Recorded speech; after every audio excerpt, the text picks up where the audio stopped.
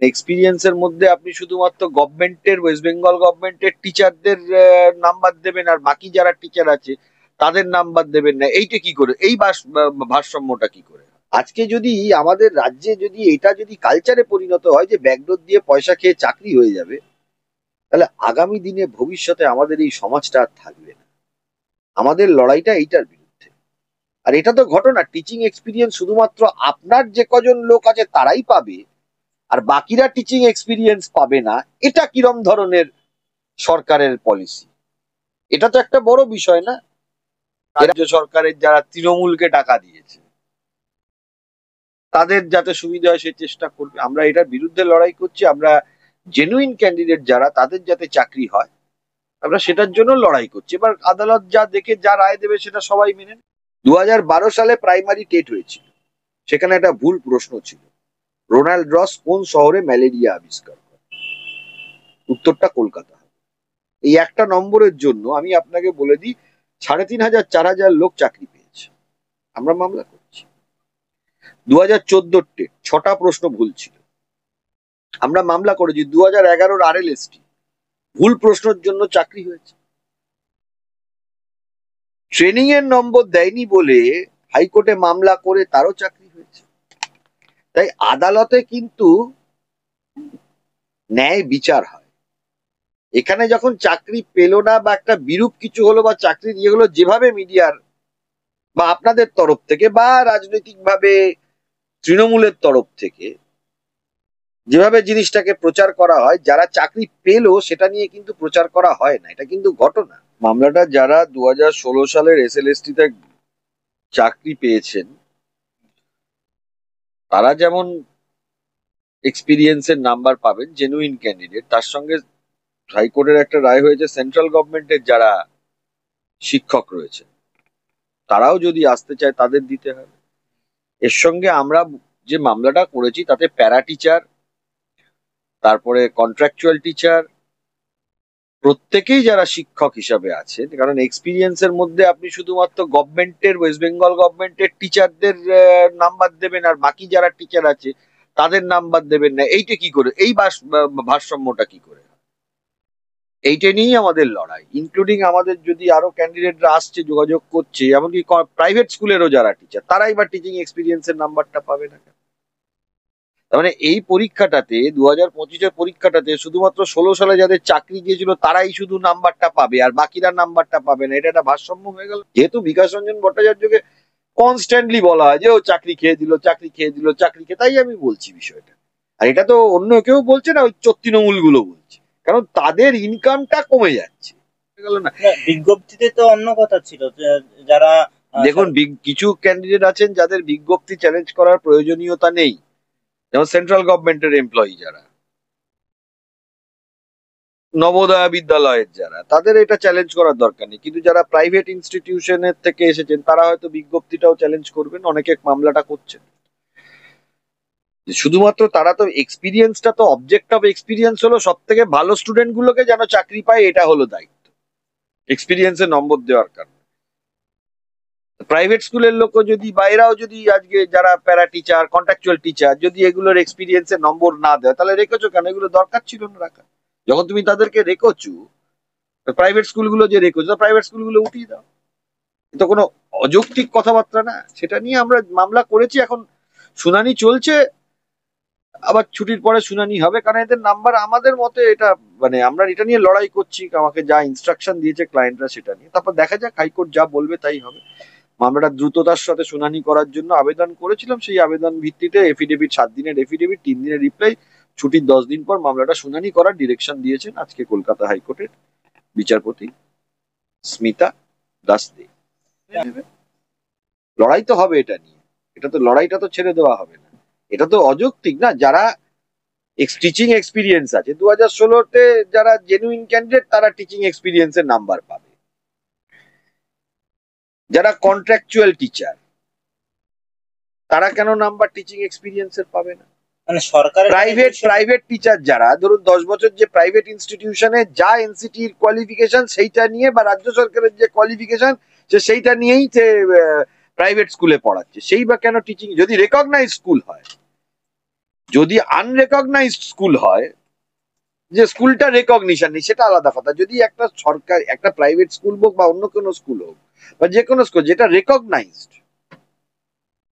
যেটাতে ছাত্রছাত্রীরা পড়াশোনা করে মাধ্যমিক, উচ্চ মাধ্যমিক, আইসিএসসি, সিবিএসসি, যে কোনো ভারতবর্ষের স্টেট বোর্ড বা কোনো প্রাইভেট বোর্ডে পড়াশোনা করে, যেটা ভারতবর্ষে রেকগনাইজড, সেটা পাবে না কেন? সেটা নিয়ে আমাদের আইনি যুক্তি আমরা দেবো, লড়াই করব, তারপরে যা কোর্ট দেবে সেটা। এটা তো অন্যায্য দাবি নয়। মানে আমি আরেকটু ক্লিয়ার করে বললে, যারা প্রাইভেট টিউটর মানে গ্রামের দিকে রয়েছে, না, টিউটর ব্যাপারটা তাদের আলাদা। জন্য বলছেন না? টিউটরের ব্যাপারটা নয়, এখানে টিউটর ব্যাপার, তারা কোনো রেকগনাইজড স্কুলে কেউ পড়াচ্ছে, ধরুন কেউ কন্ট্রাকচুয়াল টিচার বা কেউ প্রাইভেট স্কুলের টিচার, এই যে স্কুলগুলো যেগুলো আছে, সেই স্কুলগুলোর যারা টিচার তারা পাবেন না কেন? এটা নিয়ে আমাদের লড়াই।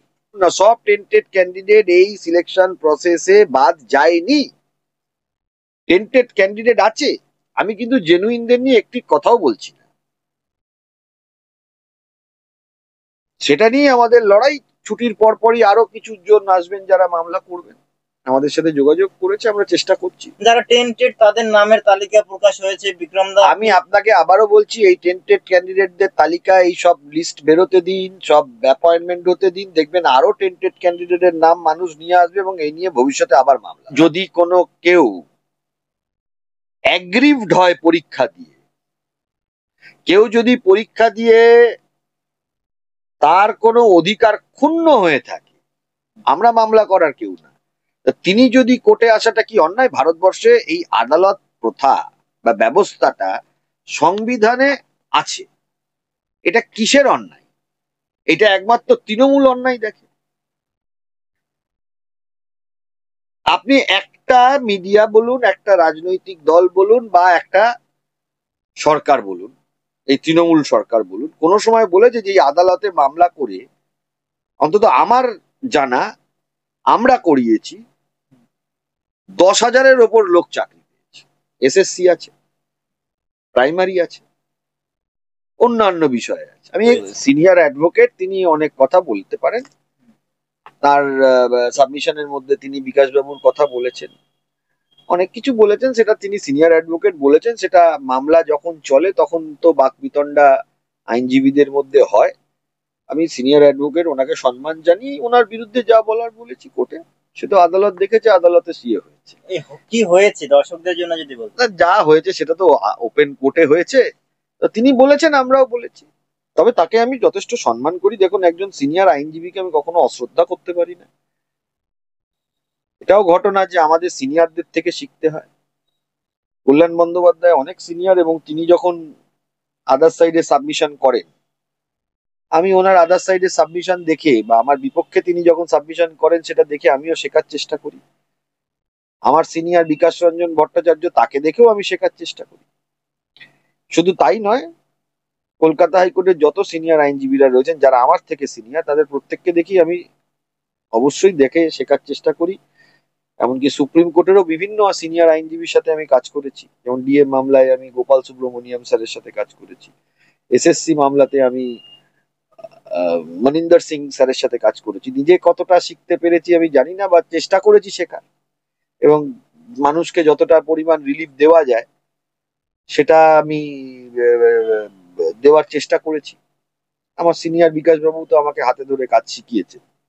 শুধু আমাকে বললে ভুল হবে, এরকম আমার মতন ধরুন আরো 1,000 আইনজীবীকে বিকাশ রঞ্জন ভট্টাচার্য কাজ শিখিয়েছে।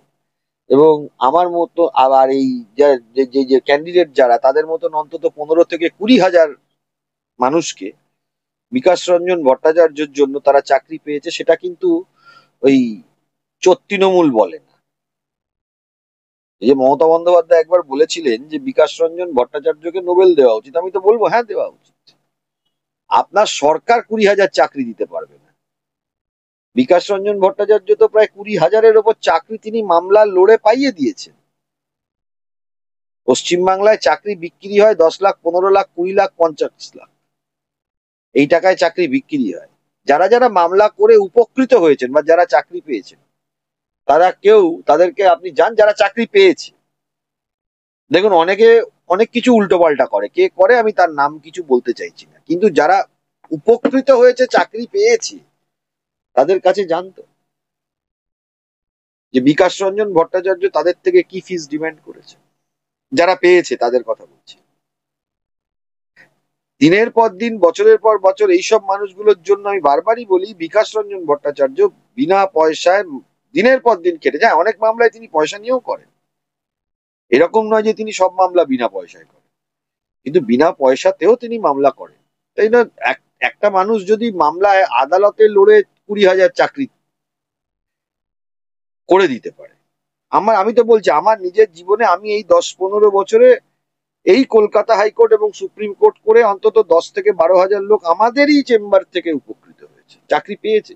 এটা তো কোনো মিথ্যে কথা না যে আমি আপনাকে বাড়িয়ে বলছি, এটা রেকর্ড আছে, একদম সুপ্রিম কোর্টের অর্ডারই আছে। আপনি যদি অর্ডার দেখতে চাই ভাই, খুলে সময় দেবে, আমি খুলে প্রত্যেক কটা অর্ডারই দেখিয়ে দেবে। এটা জান, ইটস আ ফ্যাক্ট।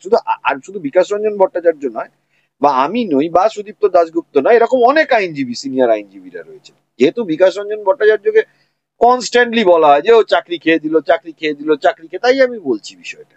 আর এটা তো অন্য কেউ বলছে না, ওই তৃণমূল গুলো বলছে, কারণ তাদের ইনকামটা কমে যাচ্ছে।